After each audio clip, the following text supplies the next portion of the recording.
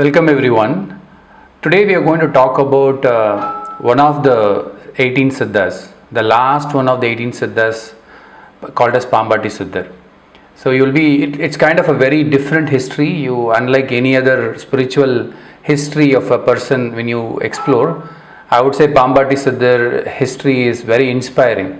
Why means it fits to every common man's life, because we always think no, to reach enlightened state or to be a self-realized person we have to be born under a very good family, under an auspicious sign, or we need to get a very amazing guru, and so many things are there. But it is not like that. Pambati Siddhar is nothing but literal translation is a snake charmer yogi. That's what they say. So he was a simple snake charmer from a tribal community. Through his intensive practice alone, with practice he has attained enlightenment. So that is what we are going to know about his life today. So if you look at his history, he comes from a Jogi tribal community, which is their ancestors all belong to the Himalayas, the great Himalaya. That's where they all belong to that region forest. For survival, they started moving around India and they spread it, and one of that group has moved towards Western Ghats, particularly in Kerala. That's where Pambati Siddhar is coming from. He's from the Kerala origin. So for the day-to-day life survival, it's all about catching snakes and doing that, all typical what a tribal people would do. They were doing it. But he was more special in that community. He had some kind of an amazing skill. Unlike others, he was just playing with snakes, and snakes were able to sense him, and he was able to sense the snake. He possessed definitely some divine skills in him. So then he asked his tribal leader, please give me a task where I can go ahead and acquire some very rare snake so that he can get a good name, so that with that they can exchange it for money or gold at that time, so that he can live happily with his family.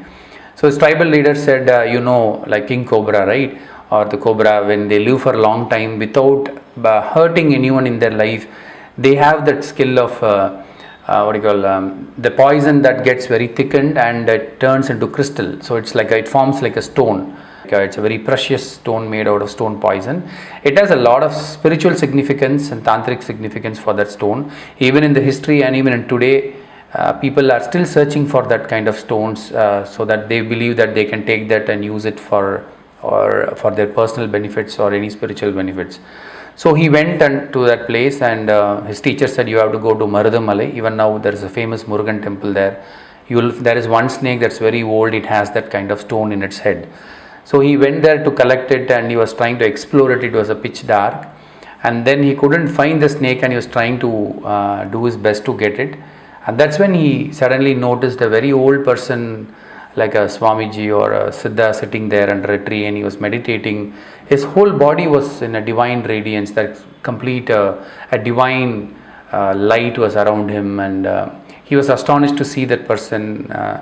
And he just went near and he opened his eyes and he said, what are you doing here? He said, I'm a simple snake charmer. I came to catch this snake. He said, why are you doing it? So then he said, no, I want to collect that stone so that I can sell it off and I can live more happily in life. So then he said, why are you searching for happiness? And the guru was so astonished, Satai Muni, his guru.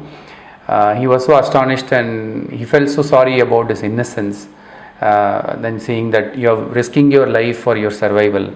Then he said, why are you worried about the snake outside? There is a snake inside you. If you can wake that snake in your body, which is sleeping in the end of your spinal cord, it is called as Kundalini, then you will reach a bliss state where you will be happy forever. It is not even happiness. You will reach a very divine state. And hearing this, Pambati Siddhar was really astonished. He said, I am been catching snakes. My ancestor has been catching snakes. How come I never know there is a snake inside me?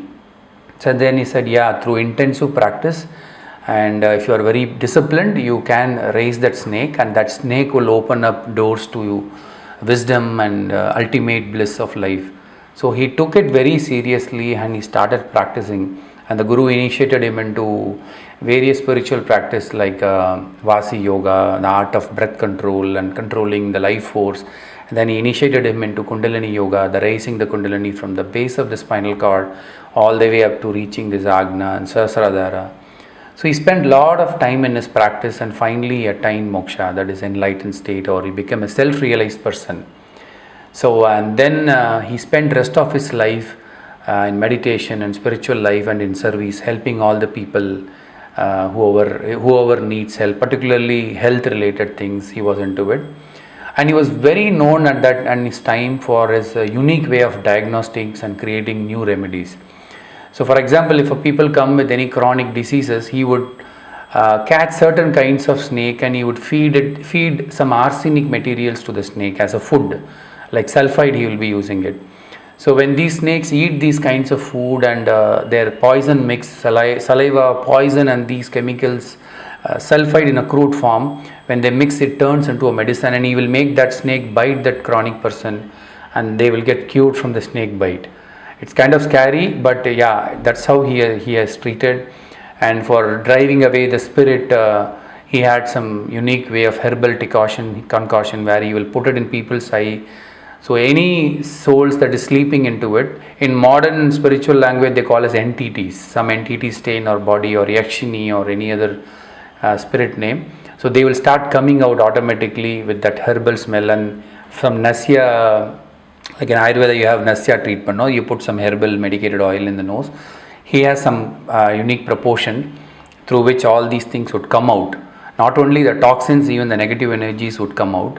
And he would immediately cut a hen's head and feed that blood into their mouth, and all kind of weird remedies he had. But end of the day, he was saving a lot of people from chronic diseases and other things.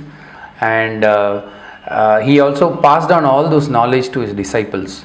So there is a place in Madurai where even now when they are practicing these kinds of medical things, and there is a condition also in the temple, like anybody who dies or from treatment or affected, that day the temple has to be closed. So they have a temple for him now. Even for generations they are doing it. Even to become a priest there or to go into that to learn those things, you have to be born under a particular star. There's a condition he has given, and you have to be born on an Amavasya day. Only that person is allowed to walk into his shrine, and they will be doing the rituals for the helping the mankind. Till now, as of now, nobody is affected and everybody is cured from that place. And it's kind of a miracle when you know about even that place existed from 750 years old knowledge people are still surveying. It's kind of a really amazing. I'm amazed by the Siddha knowledge and from the tribal community, and they are still practicing it. So when he was practicing it at some stage, he's very good at transmigration skill. That is, he can move his soul from one body to another body. So there is a lot of story about him with that skill he was doing. One of the interesting things what they say is, once a snake has bitten a king, and king died on the spot, and people were trying to beat the snake, and the Siddha was there in that point, and he told them, like, why are you beating the snake? What did it do? So then he said, no, king has not died, and he moved his soul into the king, and he came back and he sent the people off. But the queen was able to recognize that is not the real king, and then he acknowledged her that the king has already died. He's a different soul here, and then he taught her a lot of spiritual knowledge, and that's what is written in the palm script. Today we only have some 600 lines of the palm script. His unique way of writing his knowledge is like, it is very simple, anybody can understand. And unlike the other siddhas where they are very good scholars, all these Valmiki, Patanjali or Tirumandiram, you need a lot of scholarly language to understand them, because they've compressed the whole universal knowledge into a small palm leaf. So they had to invent new words or a very complex language structure they have designed. But Pambadi Siddhar, he just wrote it in a very simple local language. Even now people who know to read Tamil, when they read a song, they can get the meaning. It has a very in-depth philosophical and spiritual knowledge in a form of a song, like a poetry. And all the poems paragraph will end with a snake kind of. He will relate that spiritual knowledge with the snake. So today when we talk that serpent power or kundalini or anything, that snake, it is all because of him. So he has given it in such a simple digestive form. The famous song Aadu Pambe, that is Dance O Snake, it always ends in that line, all his poems about snake, and it's very rhyming and it's very mesmerizing if you actually listen to that poetry. Even if you don't know the language, it will really mesmerize. You will really get deeper connection towards it. So that's what his life is. And then he spent 45 years. He took some Nambudiri disciples with him from Kerala. He was there in 45 years in Himalayas, and then he came back and sharing the knowledge, helping everyone. And in Tirunelveli district, there is a Shankaran Koil, very famous. That is a Samadhi place. Where he got Jiva Samadhi, that means at will he left his body. When he felt his work in earth is over, he left his body and he gave all these duties and other things to his disciple. Even now his lineage is following. He is the 18th of that top 18 Siddhas which they refer in the south. Okay, there is not just 18, there are thousands of Siddhas, but these 18 Siddhas we know because we have their literature in our hand. Otherwise we do not know how many Siddhas have lived. I hope this kind of knowledge inspires you. Basically the idea behind for me to do this about Pambati Siddhar is I just want to let people know that any birth and between birth and death cycle, any human being in any condition, if through sincere practice and your willpower you can attain you can break the cycle of birth and death and suffering. You can be a self-realized person. You do not have to take a lot of pain in searching for gurus or searching for auspicious things or spending a lot of money in a lot of spiritual things. You just have to go deeper into your practice. Once you're ready, your guru will automatically come in front of you and they'll be waiting for you. The point is they will not be telling you. So you will have to know it. Even you don't need to have even guru. Your guru is inside. That will guide you to where you have to go. So you don't have to break your head like I have to be born again and again. I have to suffer more.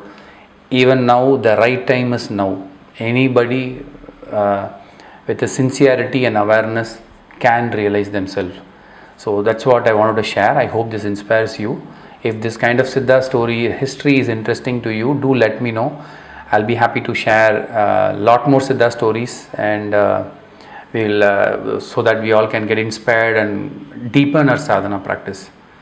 That's all I have for now, and I'll see you in another interesting video, and do leave your comments and feedback. Thank you.